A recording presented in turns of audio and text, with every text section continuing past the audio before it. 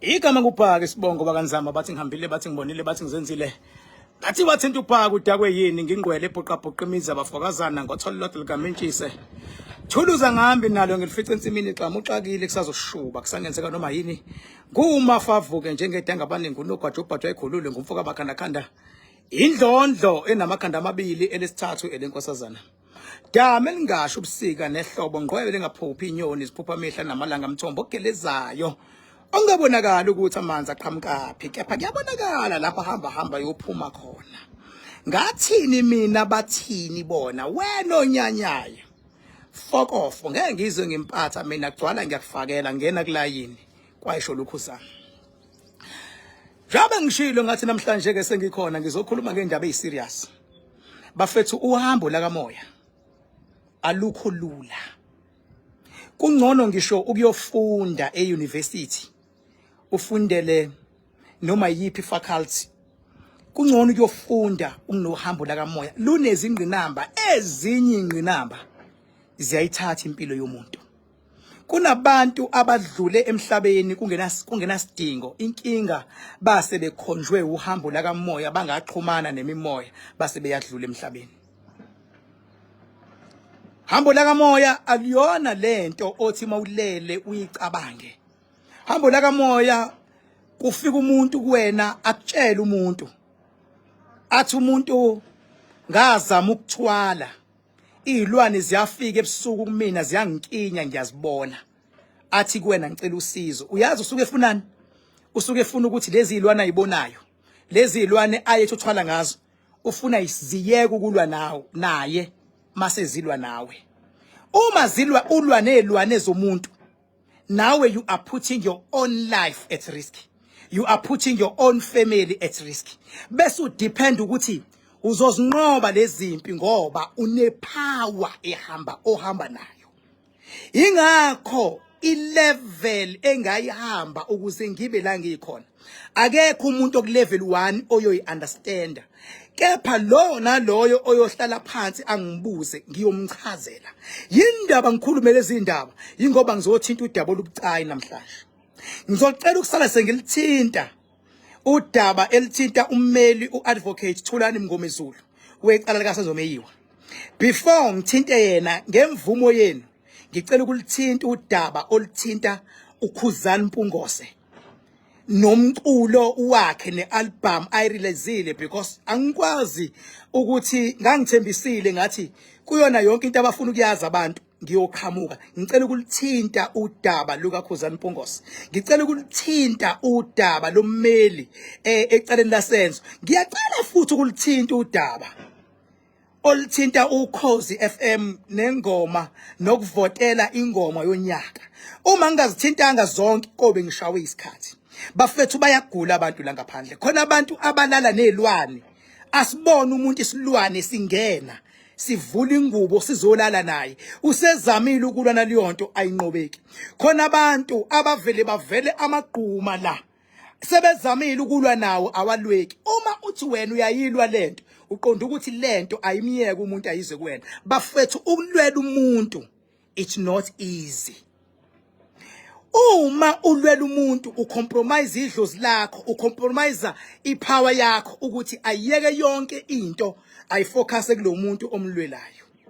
Kwesinye isikhathi mawulwela umuntu usuku adopta izitha ezimbeke kulempa kuyona ukuthi azimiyeke yena azibhekane nawe. Akukho easy. Ngithi angithinte leyonto ngoba abantu abaningi abako level 1 nabafana abancane nezingane ezincane azi understand into kamoya.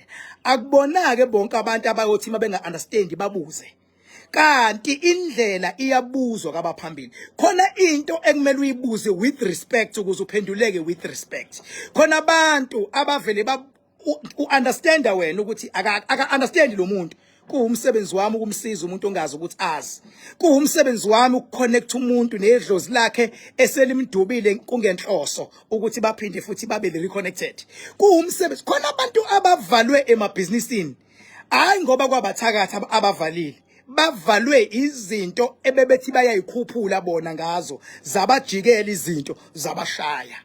khona abantu abavalwe emabhizinisini ungabahloniphi opartner abathandana nabo amadlozi opartner aseyalwa avala yonke into uma uyinyanga khona umuntu othe enyangeni kanti enyangeni uya unento enkulu into ohamba nayo ifika ivale izinto zenyanga kuphele ngenyanga.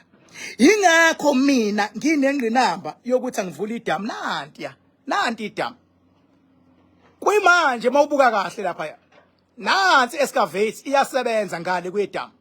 Yingakho nginengqinamba yokwakha lezindlu ziningi la ngaphakathi hayi ngoba nami ngithi nginemali eningi yokwakha ingqinamba mayithi njengamanje kumele kwenzeke kanje ukuze abantu basizakale kanje okwami kumele ngiyenze for the sake of ukusiza abantu.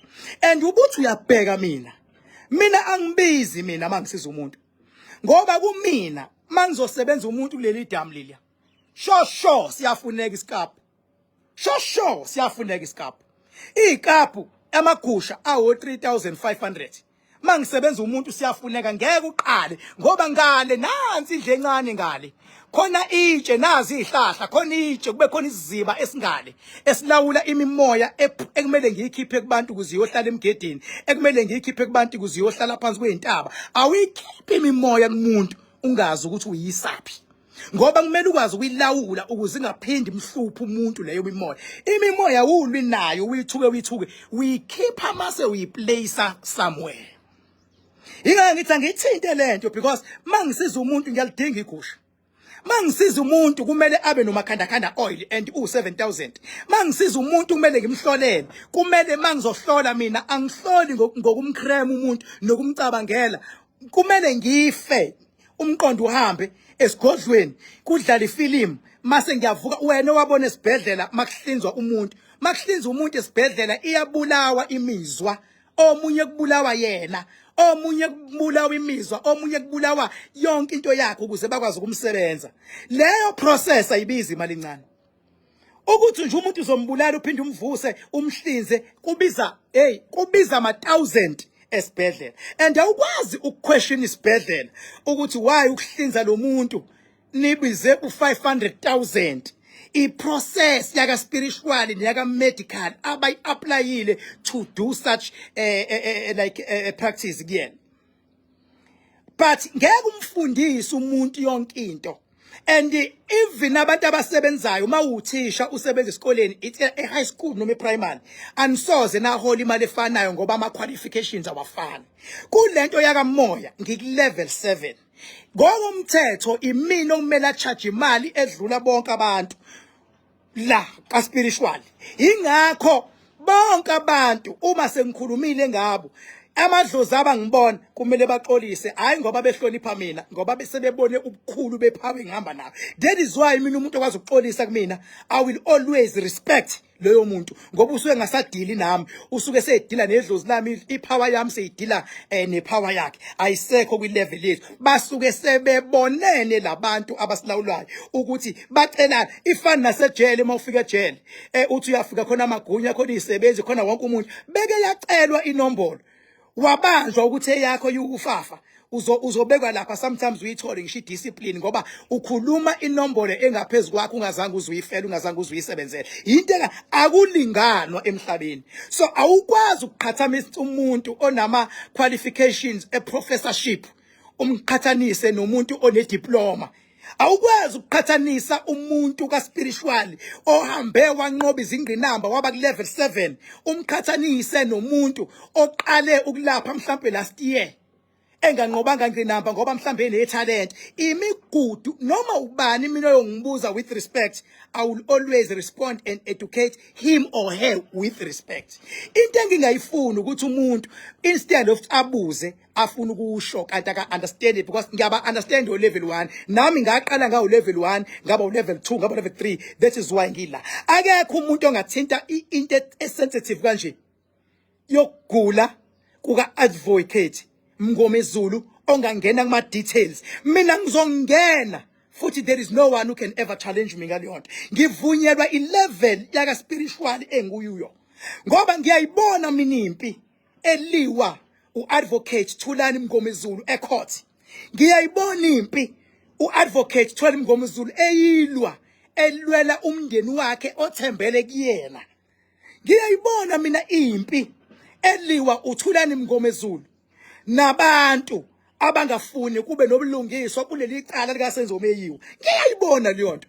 uThulani Mngomezulu njengamanje ufela noma ugulela izono zabantu azama ukusiza with honesty. Thulani Mngomezulu, wherever you are, uyiqhawe advocate, uyiqhawe Thulani Mngomezulu, mumeli osezingeni eliphezulu la ukhona. My brother, allow me please with respect ukuthi ngithinte lento ukuthi kwenzakalani mfowethu empilweni yakho, ngoba Thulani Mngomezulu angithandi lento engitshelwe yona esigodlweni ngempilo yakho. Thulani Mngomezulu, esigodlweni Thulani Mngomezulu kuthiwa kumina njengamanje wena unelonda enyaweni kodwa abantu abayiboni. Kunelonda ezikhona lapho Thulani Mngomezulu. Siqale ngolunye unyawo sesikapakela kolunye unyawo. Thulani Mngomezulu, I repeat, my brother advocate, I respect you. I respect indlela ofunde ngayo mfethu. I respect experience onayo kulomkhakha mfethu okuwona. And namanje ngiyacela iNingizimu Afrika la ikhona ukuthi ayikuthandazise. Kodwa mayikuthandazisa kumele ngibanike ukuthi yini kumele baqinisekise bayayithandazela kuwena. Njengoba ngasho nakwintwana yami lapha engikhonze kakhulu uNtando Mhlongo, ngathi bafowethu isigaba sokugula kaNtando sekufuna ayesibhedlela iNingizimu Afrika ikhuleke izinyanga ziphahle, abefundisi bavula amavesi, nami ngilwe nesilwane silwa noNtando ukuthi afike ioperation ibe through. Nangampela kwaba njalo soku through. Njengamanje ngikuthulani okaThulani Mngomezulu advocate, ummeli weqophelo eliphezulu, kwenzakalani ngaye? Uadvocate Thulani Mngomezulu inkinga yakhe ayiqali ngoba esebhekene nezimpi lapha enkantolo. Mangiqeda le sengizongena kuKhuzani. Ningixolele bafowethu, Khuzani angikwazi ukushiya. Ningixolele abalandeli baKhuzani, bangixolele abathandi bomculo bangixolele. Mangiqeda le kaThulani ngiyongena kuKhuzani. Angikwazi ukushiya Khuzani. Khuzani bangakushiya abanye but not me. Ngiza kuwena mangiqeda le. Right. So indaba kaThulani Mngomezulu ithi uThulani kunedlozi lakhe. uThulani idlozi lakhe idalwa zakhe and liqhamuka kulomoya wangale koSwazini. Bese kuba nedlozi likankosikazi kaThulani. uThulani idlozi laThulani la advocate Thulani Mngomezulu nedlozi likankosikazi babuye bangaboni ngasolinye, but akuyona into esingathi inkulu kakhulu. Kodwa kwasekuthi idlozi lika Thulani Mngomezulu uadvocate liyamthanda unkosikazi kaThulani advocate Mngomezulu. Uyabona mfethu, uma uthanda idlozi lendoda noma yini oyenzayo kufuna umhloniphe loyo muntu wakho wesifazane, idlozi lika advocate Thulani Mngomezulu liyamthanda unkosikazi kaThulani Mngomezulu. Uma ngabe bexabene bengabonanga ngasolinye, idlozi lika Thulani Mngomezulu liba ngankosikazi. And unkosikazi kaThulani Mngomezulu umuntu othandaza kakhulu. Uyathandaza la muntu wesifazane, akakholelwa entweni ezithinta umuthi nezithintani, uyathandaza. Naye bebona le video uzoba surprise. And umthandazo wakhe maye uthandaza uyafika ezulwini. Unkosikazi kaadvocate Thulani Mngomezulu. Ingakho idlozi lika advocate Mngomezulu lase liyamthanda lo mama, lase lihlala kuyena. Kuthe ngelinye ilanga uadvocate Mngomezulu engabonile ngasolinye nomama, lase liyasuka idlozi lika Thulani Mngomezulu lase lingena kumfana unendodana, angithi unabantwana, but unendodana evelayo, lase lingena kumfana kaadvocate Thulani Mngomezulu ukuthi enzeni, ukuthi asupporte umama. Ukuyibona ingane yakho mayizothatha isayidi, ubaba bengazwena umama mayisiba la ngumama. So umfana kaadvocate Mngomezulu wathatha isayidi lokuthi abe ngakumama. Uthebe bangakumama kanti kunomsindo. Umsindo wakhona wa escalator wathinta umama, wathinta umfana. Idlozi lika baba lingangumama, yazigcina indaba yabo yayisifika emaphoyiseni kwase kuba necala elivulwayo. Icala livulwa ngoba idlozi lika baba lizama ukuprotector or lihambisana nomama lase lisebenzisa umfana kwase kuba necala. Lelo cala lamstressa ubaba. Wazama umama ukuthi lelo cala alisulwe ngendlela elivuleke ngayo. Idlozi lanqaba ukuthi sisule lase lamstressa ubaba. Manje imstress ubaba wasevukwa yilezifo ezikuvuka bengabe ustressekile. Kwase kunyuka ushukela. Beke wanyuka ushukela. Uyawa affect amehlo. Affecteka amehlo ka-advocate. Yini ingoba idlozi lakhe kusuke kwanokubona ngaso kwangabona ngasolinye lase lisupporta ngapha kanti akubonwanga bathe sebeyilungisa indaba kanti idlozi alilungisiwe. So la ekhona umama ngithi mama la ikhona indodana ngithi indodana ngiyacela ndodana nawe nkosikazi ka-advocate kulesimo ubaba abhekene naso ngiyayibona imimoya yabadala ngiyacela mama lapha endlini thandazani nibambisane nobaba inqotshwe lempi ngiyayicela iNingizimu Afrika ibambisane nonkosikazi ka-advocate ibambisane nendodana ibambisane nobaba niyoyizwa lento mayisivela ngelinye ilanga makuthiwa kuyenzeka igcina enkantolo lento ibe public but bazokunderstand abaclose very close uzongunderstand umama uzongunderstand undodana zizongunderstand ihlobo ngoba lento i-deep but mina ngicela impilo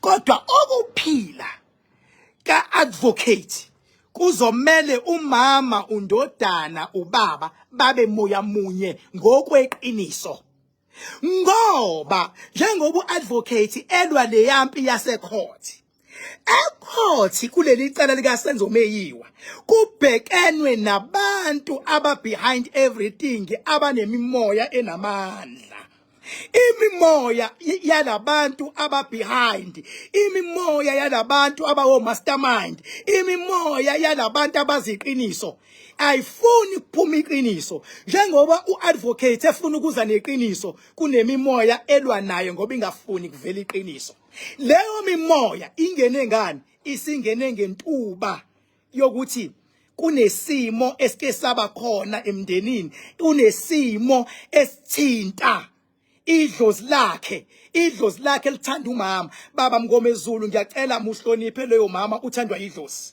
baba Mngomezulu umhloniphe leyo ngane yakho isebenziswa idlozi mama mhloniphe ubaba Mngomezulu unedlozi elinamandla elimthandayo and uhlakaniphe kakhulu ngiyacela nihlangane nibe moya munye ngoba iSouth Africa iyamthanda uMngomezulu uKing Bhaka uyamthanda uMngomezulu kodwa sengilibonile idlozi ukuthi liyamthanda umama liyayithanda indodana ngicela kuloyo yindlu nibe moya munye ngoba izimpi sezingena ngentuba esivulekile njengamanje akaphathekile kahle uadvocate enyaweni azikaze ivele inyawo zakhe la social media kodwa ngiyakutshela mina khona izilonda and odokotela kuzohamba bathi bafuna ukunquma unyawo and lesilonda engisibonayo sesikapakele komunye umlenze ngiyaphinda ngithi ngiyawabona amehlo a-advocate ukuthi abuye abe nenkinga ingenxa yezimpi zakamoya kodwa abantu lebe khona sikunye nawe lapho advocate sikunye nani mndeni bani moya munye beke naba moya munye kuzoba lula ukuthi umumeli wenation uadvocate Mngomezulu ummeli wenation uzovuka and akafihlanga uadvocate ushilo ngisho court wathi njengamanje I've got a challenge washo futhi wathi ngine challenge I pray ukuthi bethu ne challenge uJudge uRatha understand because that man has got a very critical challenge aka act une challenge ngempela judge please sympathize with the advocate he's got a very serious challenge like you can even prove it with your naked eyes judge mina ngiyabahlonipha ama judge mina ngiyawuhlonipha umthetho noma yinini mina will always defend the constitution I will always defend law enforcement I will always defend noma ubani o representa ubunye noma ubani o representa ukuvikeleka kwi public reason why ngimthinta uadvocate ingoba ulwela iqhawe ulwela iqhawe wena ungabona engathi ulwela labo accuse aqashwa lebona cha akalweli bona lokhu kube indlela yokuthi angene umuntu amlwelayo lo ulwela iqhawe ngoba ufuna kube nobulungiswa ukuthi kwenzakalani kusenzo meyiwe ufuna kube nobulungiswa ukuthi laba kuthiwa benzile abenzanga and vele abenzanga vele we madoda mhlambe anongibuza la manginamacala ningibuza ukuthi laba benzile ngiyosho ngithi benzile laba ngoba ngithi akekho umuntu okwi level ukuthi angabonela mina ngikwenye level ngiku level 7 iqiniso kumele lime iqiniso so ngithi njengamanje ngicela advocate umama lapho imbokodwe leyo undlunkulu loyo iqhawe leyo mama unaye ngicela umrespect ingane lapha endlini zingenwe idlozi ngicela nibe moya munye ukuze idlozi kube lula ukusebenza meke wenzeka liyonto konke kuzonqotshwa izwa ngami mangenzekile lokho sizoba nezingqinamba khuzani mfoka Mpungose before ngithi khuzani angiqale ngithi Khosi FM khona amazwi ashiwo uSibongi mina ngimkhonzileke uSibongi Ngcobo angikaze ngikufihle futhi ukuthi ngimkhonzile kodwa khona amazwi awasho before ahambe wathi kumele kuvotelwe ingoma emnandi angavotelwa ingoma ngoba kuvotelwa umuntu amazwi kaSibongi lawo benge ngiphawule ngalamazwi ngizophawula ngoba ngiyabona ukuthi usuyaphela unyaka sekuzovotwa futhi bafowethu mina njengomuntu oku level 7 angilindele mina ukuthi umphathi engimthandayo nengimhloniphayo ngokuunderstand ukujula kwakhe nokwazi ukubamba isikhundla lesiya ukuthi ubengakhipha amazwi athi akuvotela umuntu angavotelwa inanana ngoba yonto ayishiwo ngamazwi ishiwo ngecriteria kumele bekubona ba introduce icriteria ethi sizobona ingoma yomuntu ukuthi istreamwe kangaki sizobona ingoma yomuntu ukuthi iya trenda yini sizobona ingoma yomuntu ama viewership sizobona ingoma yomuntu ukuthi isima kanjani before sifake kwi top 10 kodwa bona mabezofaka noma yipi ingoma ngokwe criteria yabo ngoba befuna imali uma abalandeli sebevotela ingoma eku top 10 seyizovotelwa ngoba kwi top 10 awukwazi ukujika uthi akuvotela ingoma etrendayo noma enjani inina nje enifake kwi top 10 leyo ngoma ngoba nibona ukuthi iyaqualifya leyo nto leyo bengithi ngeke ngize ngiphawule kodwa kuyangiphoqa ukuthi angiyithinti ukuze abaculi ngoba ngifuni nabo angifuni umculi mina sebenze esesebenzile amandla akhe bese edicelelwa phansi ngenxa yama mistake abanye abantu bafethu kumele kucace makuhanjwa nengoma etrendayo ukuthi ayihlukanisa unyaka noma kufuneka imali ukuthi abantu abavote ukuze kungena imali ukuze makuhlukana unyaka ukhozi lube lunemali imali nokutrenda into eziwu2 ezahlukene uma kuthiwa kufuneka imali nami ngingalanda ingoma yevukani ngicela abantu balandeli bami hayi bevukani ngithi abayivotele bayifake bese beyifakile bese ngifaka nje u500,000 ngithi nansi imali ayivotelwe livele luwini ivukani ubani ozoblenywa akumele kublenywe ivukani akumele kublenywe mina kumele kublenywe icriteria baphathi bokhozi ngenhlanhla ngisho kahle kuseeli ngicela icriteria yenu isho lento enifuna abaculi bayenze ngicela icriteria yenu ibe yilento enifuna yenzeke ngo31 December icriteria ingasho okunye nina mase nifuna okunye kobe niyasidakelwa ngoba ngampela lelalanga ilanga elibalulekile for abantu bomhlaba wonke including Ningizimu Afrika kodwa icriteria yokhozi ngoba lento yokuhlukanisa unyaka siyathanda sithanda Ukhozi FM la ibrand ngalento and you can't take it away from Ukhozi FM. Abanye abathule fuck off. So Ukhozi FM criteria mina ngizobheka icriteria yokuthi ithini njengoba kuzoselectwa iTop 10. Beka icriteria yadakwa ngizobuya ngithi yadakwa icriteria. Khuzani Pungos. Uyazi ukuthi mina ngineqiniso ndoda. Khuzani Pungos. Uyazi ukuthi I don't take shit. Kusekhona indidane, kusekhona omgqumeni, kusekhona omjikijelwa. I don't take shit mina. Iqiniso ngiyalimisa mangelona fuck off. Khuzani Pungose kule album yakho Khuzani oyikhiphile izwa ngami. Inamandla mfana.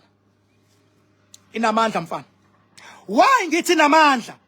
Ingoba awucabanganga izinto eziningi. Uvele waqonda ngqo. Upgradeile kule album. Upgrade uMaskandi futhi. Usebenzile mfana la kule album. And kule album ngathi umprofeti baba. Kule album into zenzayo zidlula inyanga eziningi engezi iprofeti. Uyabona mfethu ayikho into ebuhlungu njengokuthi abantu babethandana kube mnandi. Abanye baze badele konke ngethandazo wabo. Abanye mfethu baze beke ngishokolo obola kikizwe.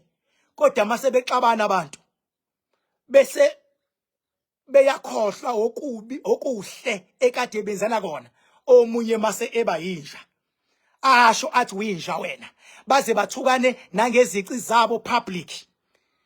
Sebekhohliwe ukuthi before bathukane bake bajabule. Uyabona lesiprophet osishilo wathi namhlanje kumnandi kodwa kusasa omunye uzoba yinja omunye abe imbongolo. Kumina Khuzani ube yiqhawe kuleyo ngoma. Ziningi ingoma zakho ngizilalele zonke. Uyinkunzi la. And into engiyithanda kakhulu kule album baba awutalabhanga because ubonile ukuthi lento yokutalapha kahle abantu enjoy abantu abane buying power lento yokutalapha. Akekho masipala ongathi let me invest 500 million to your business ngoba ungitalabhela kahle omunye umuntu. Instant ungawuluza u500 million kuthiwe into yeni nomsindo. Into yeni divide abantu. Kodwa uyabona ungatalaphi kwakho kule album baba ukhombisa ukuba business minded, ukhombisa ukuhlonipha futhi uMaskandi. Ngiyalithanda ukukhuluma iqiniso. Ngenhlanhla iqiniso ngilikhuluma noma ingubani. Umehluko ngithi mangikhuluma ngomunye kanti vele into nento abakhona ama-camp mhlambe enye abanye abantu abangayi understand into spirituality bathi hawu King Bheki ucheme nobani, uKing Bheki ucheme nalo, mina ngicheme ngisesenta njengoba ngincoma uKhuzani. Ngelinye ilanga ngizoncoma omunye umculi. Angifuni ukufihla lokho. Umenze kahle. Ngelinye ilanga ngizomgxeka omunye umculi maye ebhedile. Ngiyomgxeka nje ngoba ufuna simgxeke ukuze afake more effort. But Khuzani zonke ingoma zakho njengoba sengiyintele eyodwa khona ngisho eye gospel baba othe mawuyishaya yangithinta. Khona ingoma zikaMaskandi ziningi ngeke ngilokhu ngizisho ziningi ziyatrenda seyishaye ngisho ama-million ezinye uyinkunzi lapho. Kodwa lento yakho yokuthatha uMaskandi wawubeka kule level yale album yakho mina ngikushayela izandla uyinkunzi. Lento yakho ukuthi ukwazi ukuthi ngale album kunabalandeli abaningi abaqhamuke kumaqhawe kaMaskandi ahlukahlukene abafikile bazojoyina ngoba befuna lolu hlobo lamaskandi olenzile. Uyinkunzi mfana. Uyinkunzi Khuzani Pungose. Uyinkunzi. Ngicela futhi mzwane ngigxeka ngelinye ilanga. Ongibeke. Ngicela ukuthi ngelinye ilanga mzwane kuthiwa ngiyagxeka. Kuyobe ngigxeka ngokweqiniso nangokuthembeka. Kuyobe ubhedile inkunzi. Kodwa mawenze kahle ngiyohlala nkuncoma mawenze kahle. Ngiyohlala nkuncoma nomunye umaskandi futhi benze kahle ngiyomuncoma ukuthi abanye bayanyanya angisebenzi mina ngokupretenda njengoba ngincoma lokho ngincoma from the bottom of uzwane lami. Sebenzile Nkuzimalanga, siyabonga koMpungosi. Siyabonga edlozini la komama wakho. Siyabonga kuyidalwa ngalomsebenzi owenzile. We are very very very proud of you. Show mina. Ngithi ngamanje angifuni ukwanda kakhulu. Sengilithintile likaMngomezulu. Ngalithinto loKhozi FM. Khozi FM sicela ningasixoxeli. Into enifuna ukuyisho ngomlomo ayibe kwicriteria. Icriteria ayingasho okunye emlomeni mase nisho okunye ngoba nizoqhatha abaculi. Awukwazi baba wenziwe isilima mawuzosayina icontract esho okunye bese ngomlomo icontract ithi uzokhokhelwa month end bese ngomlomo kuthiwe uyozokhokhelwa ngoFebruary. Wenziwe isilima, wenziwe into engafundile, wenziwe into engahlakaniphile lapho. Ufuna ulwele empilweni ilungelo lakho. Cela ukhulume ngojiva zimnike. Uyabona baba masikhuluma ngeqhude futhi komaskandi. Iqhude lelo kodwa angifuni ukuxova. La ngizokhuluma ngoKhuzani. Leyo comment yajiva ngiyokhuluma ngelinye ilanga ngojiva. Kodwa kwamanje ngikhokho angifuni ukuba yiphiciphici ngithi ngikhuluma ngoKhuzani sengifaka loya. Baningi abaculi abanamagalelo kodwa ngizokhuluma ngale album. Kodwa manje edlala ipolitiki edlalwayo emhlabeni nabanye abaculi abaningi sebengayidlalela ipolitiki but iqiniso lithi ukhuphuke kakhulu Khuzani Mpungose.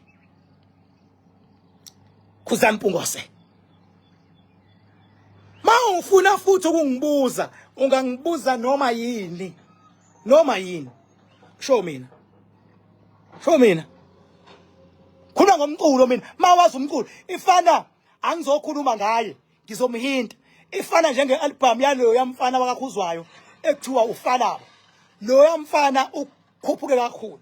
Silindileke manje ama album azophuma mhla ka30 mayaphuma futhi ama album mhla ka30 nangale ka30 ngizongena mina ngikhuluma iqiniso bafethu. Ngiyolikhuluma iqiniso mina. Mase ngiyasho futhi lelo qiniso ngilisupporta ngokuthini. Khushukiwe asikwazi phela ukuba amaqoqo sonke emhlabeni but amaqoqo ayafuneka ningawazondi amaqoqo ayafuneka kodwa ngeke sibe amaqoqo bayafuneka abantu abazolimela iqiniso. Khuzani Mpungose uyinja. Khuzani Mpungose uyisikhokho lamfana. Isikhokho lamfana. Thank you so much. Ngicela ba understand abantu. Mina ngitholakala ngisebenza etsheni lika Makhandakhanda. La ngisuke ngilawula khona imimoya.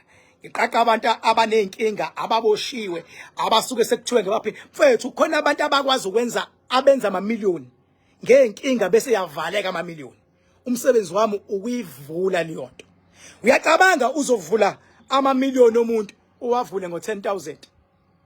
Uwavula kanjani futhi? Uwavula etsheni laMakhandakhanda. Mase kuyiwa edamini ngokomyalelo. Mase kuba nomhlatshelo wesikaphu. Lo muntu agcini lapho uyamshintsha umenza ifamily umede kwi-family group yakaMakhandakhanda oil. Bese ngenza ama-follow up ukuthi la bekhona kwenziwa bahamba kanjani. Bese siba nama-gathering. Inhloso ye-gathering ukubheka ukuthi abantu sebe-achiveni ngoMakhandakhanda oil. Mhla ka-21 December zonke indlela ziza e44 Rocky Ridge Road. Ziza eKing Bhakanzama Dam. Sizobheka ukuthi abantu abanoMakhandakhanda sebe-achieve kangakanani.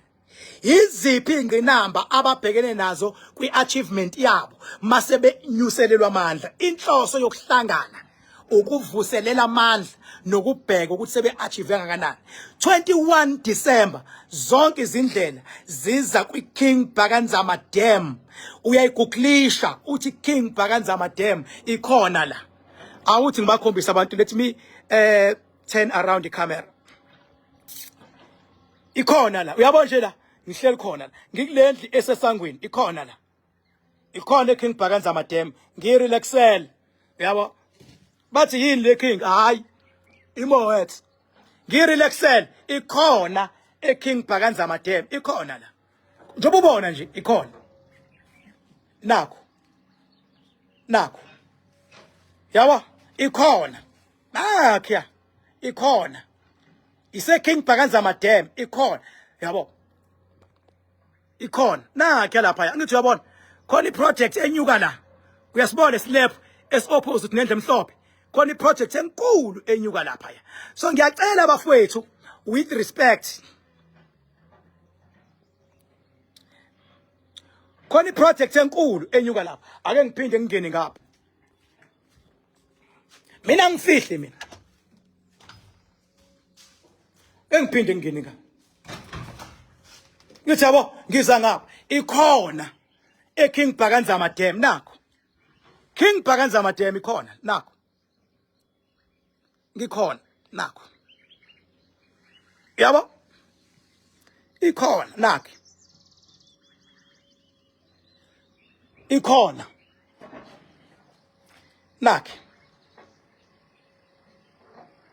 umshini uyasebenza edamini kulungiselelwa u21 December nansi excavate neTLB ku excavate ikhokha 12,000 including diesel per day TLB ikhokha 8,500 per day bese beyabona abantu ukuthi ngeke uyenze lento baba ungabiziwe ngokwepower akuyona into yokudlala kuyasetshenzwa asidlali la nomuntu ikhona la nomuntu oyitshela usiyadlala asidlali la ama level engwahambile ukuthi ngibe la ngikhona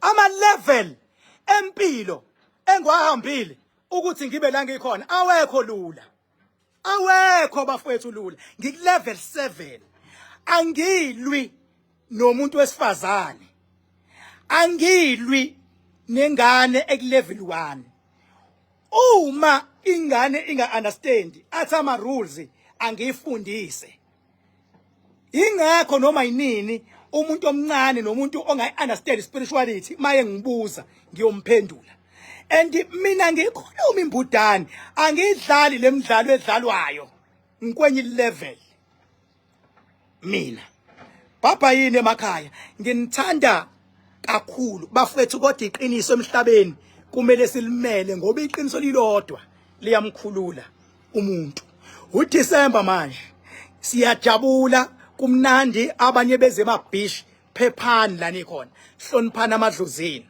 akade befuna ukubona uKing Bhaka ngitholakala ngomangabe kulo sithathu for consultation nabantu abadinga umakhandakanda oil kodwa mawufuna ukusetshenzwa yimi etsheni lamakhandakanda lapha eNzansi nasedamini kamakhandakanda kuba yiSaturday kusuke kuziwa lana ke Saturday inamba yami 0798130260 wena onyanyayo fokofo ngena kulayini ngeke ngize ngempatha mina gcwala ngiyakufakela. Thank you so much baba yini lapho nikhona nginithanda ngize ngithande nabangangithandi ngoba nabangithandayo bake bangangithanda kodwa namhlanje sibe yangithanda futhi nawe ngangithandi uyozungithande gcwala ngiyakufakela. Silinda ama album manje azosijabulisa wonke nawo siyokhuluma ngawo mase sikhuluma ngawo futhi ngiyocela abafowethu ukuthi ngiyobe ngikhuluma iqiniso ningangijaji ngeqiniso lami ngoba khona abantu abamaqoki abangafuni ukukhuluma iqiniso abafuna ukukhuluma into ethandwa yibona ngiyobe ngikhuluma iqiniso kodwa bakhona abaculi esebekhule ngempela abathi no iqiniso alibe yiqiniso iqiniso alibe yiqiniso baba yini bafowethu ngiyanithanda la nikhona.